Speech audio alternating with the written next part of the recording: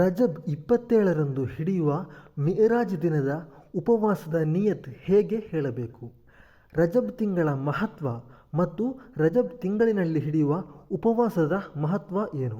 ಇನ್ಶಾ ಅಲ್ಲಾಹ್ ಎಲ್ಲವನ್ನು ಚುಟುಕಾಗಿ ವಿವರಿಸುತ್ತೇನೆ. ಸ್ನೇಹಿತರೆ, ನಾವೆಲ್ಲರೂ ಈಗ ಪರಿಶುದ್ಧವಾದ ರಜಬ್ ತಿಂಗಳಿನಲ್ಲಿ ಇದ್ದೇವೆ. ನಮ್ಮಲ್ಲಿ ಹಲವು ಜನರಿಗೆ ರಜಬ್ 27ರ ಮಿಅರಾಜ್ ದಿನದ ಉಪವಾಸದ ನಿಯತ್ ಹೇಗೆ ಹೇಳಬೇಕು ಎಂದು ಗೊತ್ತಿಲ್ಲ. ಆದ್ದರಿಂದ ಇವತ್ತಿನ ವಿಡಿಯೋದಲ್ಲಿ ರಜಬ್ 27 ಮಿಅರಾಜ್ ದಿನದ ಉಪವಾಸದ ನಿಯತ್ತನ್ನು ಹೇಳಿಕೊಡುತ್ತೇನೆ. ವಿಡಿಯೋ ಸ್ಕಿಪ್ ಮಾಡದೆ ನೋಡಿ. ಅದೇ ರೀತಿ ಸಾಧ್ಯವಾದಷ್ಟು ಈ ವಿಡಿಯೋವನ್ನು ಎಲ್ಲರಿಗೂ ಕಳುಹಿಸಿಕೊಡಿ. ಯಾರಾದರೂ ಒಬ್ಬರಿಗೆ ಈ ವಿಡಿಯೋ ಉಪಕಾರವಾದರೆ ಅದರ ಪ್ರತಿಫಲ ನಿಮಗೂ ಸಿಗುತ್ತೆ, ನನಗೂ ಸಿಗುತ್ತೆ. ರಜಬ್ ತಿಂಗಳಿನ ಮಹತ್ವ. ರಜಬ್ ತಿಂಗಳು ಅಲ್ಲಾಹನ ತಿಂಗಳಾಗಿದೆ. ಪರಿಶುದ್ಧವಾದ ರಮಲಾನ್ ತಿಂಗಳಿನ ನಂತರ ಉಪವಾಸ ಹಿಡಿಯಲು ಶ್ರೇಷ್ಠವಾದ ತಿಂಗಳು ಅದು ಮುಹರ್ರಂ ತಿಂಗಳಾಗಿದೆ. ಮುಹರ್ರಂ ತಿಂಗಳ ನಂತರ ಶ್ರೇಷ್ಠವಾದ ತಿಂಗಳಾಗಿದೆ ರಜಬ್ ತಿಂಗಳು.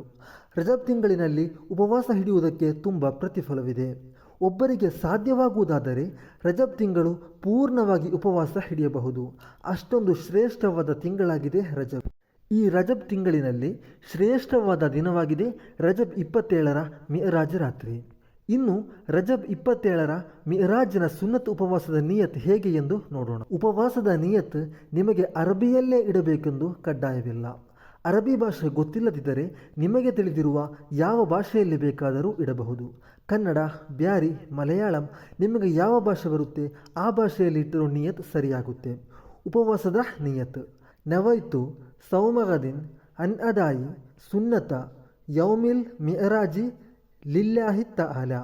ಇನ್ನು ಅರಬಿಯಲ್ಲಿ ನಿಯತ್ ಗೊತ್ತಿಲ್ಲದಿದ್ದರೆ ಮಲಯಾಳದಲ್ಲಿ ಇಡಬಹುದು. നാളത്തെ മിഅറാജിൻ്റെ സുന്നത്ത് നോമ്പ് അള്ളാഹു തആലാക്ക് വേണ്ടി നോറ്റിടുവാൻ ഞാൻ കരുതി. ಇನ್ನು ಬ್ಯಾರಿ ಭಾಷೆಯಲ್ಲಿ ನಿಯತ್ ಇಟ್ಟರೂ ಸರಿಯಾಗುತ್ತೆ. ಮಿಅರಾಜ್ ನಾಳಿಡೆ ಸುನ್ನತ್ ನೋಂಬು ಅಲ್ಲಾಹುಗೆ ಬೇನಾಯಿತು ನಾನು ಪುಡಿಕಿರ. ಇದಾಗಿದೆ ರಜಬ್ 27 ಮಿಅರಾಜ್ ದಿನದ ಉಪವಾಸದ ನಿಯತ್. ಅಲ್ಲಾಹು ನಮಗೆಲ್ಲರಿಗೂ ಉಪವಾಸ ಹಿಡಿಯಲು ತೌಫೀಕ್ ನೀಡಲಿ, ಆಮೀನ್. ರಜಬ್ 27ರ ಉಪವಾಸ ಹಿಡಿದರೆ ಸಿಗುವ ಪ್ರತಿಫಲ: ರಜಬ್ 27ರ ಉಪವಾಸ ಹಿಡಿದರೆ 5 ವರ್ಷದ ಉಪವಾಸದ ಪ್ರತಿಫಲ ಸಿಗುತ್ತೆ. ನನ್ನ ಪ್ರೀತಿಯ ಸಹೋದರ ಸಹೋದರಿಗಳೇ, ರಜಬಿನ 27ರ ರಾತ್ರಿಯಲ್ಲಿ ನಿಮ್ಮ ಪ್ರಾರ್ಥನೆಯಲ್ಲಿ ನನ್ನನ್ನು ಸೇರಿಸಿರಿ, ನನ್ನ ಪ್ರಾರ್ಥನೆಯಲ್ಲಿ ನಿಮ್ಮನ್ನು ಸೇರಿಸುವೆ. ಅಲ್ಲಾಹು ನಮ್ಮೆಲ್ಲರ ದೋಷಗಳನ್ನು ಮನ್ನಿಸಲಿ, ಆಮೀನ್.